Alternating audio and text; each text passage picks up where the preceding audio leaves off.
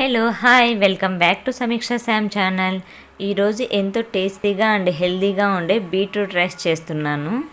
First ఒక కడాయి తీసుకొని అందులోకి 2 టేబుల్ స్పూన్ ఆయిల్ వేసుకోవాలి.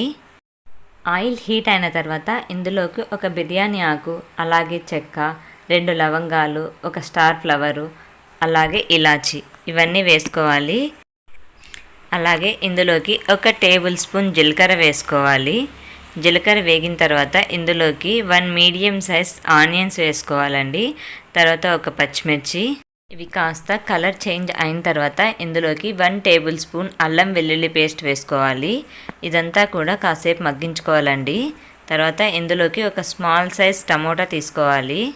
ఇవన్నీ కూడా పచ్చివాసన పోయేంత వరకు మగ్గించుకోవాలి. అలాగే ఒక మీడియం సైజు బీట్రూట్ తీసుకున్నానండి నేను. బీట్రూట్ని ఇలా చిన్నగా తురుముకోవాలండి. కట్ చేసి వేస్తే పిల్లలు తినరు, అందుకనేసి తురిమేసి వేసుకోవాలి. తర్వాత ఒక చిటికెడు పసుపు, 1/2 టేబుల్ స్పూన్ సాల్ట్ వేసుకొని మగ్గించుకోవాలి. నెక్స్ట్ ఇవి బాగా మగ్గిన తర్వాత ఇందులోకి 1/2 టేబుల్ స్పూన్ కారం వేసుకోవాలి. ఇదంతా కూడా పచ్చివాసన పోయేంత వరకు మగ్గించుకున్న తర్వాత ఇందులోకి 1 టేబుల్ స్పూన్ చికెన్ మసాలా వేసుకోవాలండి. ఇదంతా కూడా బాగా మిక్స్ చేసుకోవాలి. నెక్స్ట్ ఇందులోకి ఒక 2 టేబుల్ స్పూన్స్ వాటర్ వేసుకోవాలి.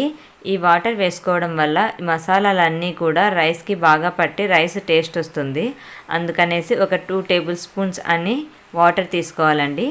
తర్వాత ఇందులోకి రైస్ వేసుకొని మిక్స్ చేసుకోవాలి. అంతా బాగా మిక్స్ అయిన తర్వాత ఒక 1 మినిట్ మూత పెట్టి మగ్గించుకోవాలి.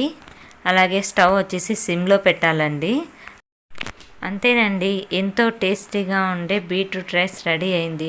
పిల్లలు చాలా ఇష్టంగా తింటారు.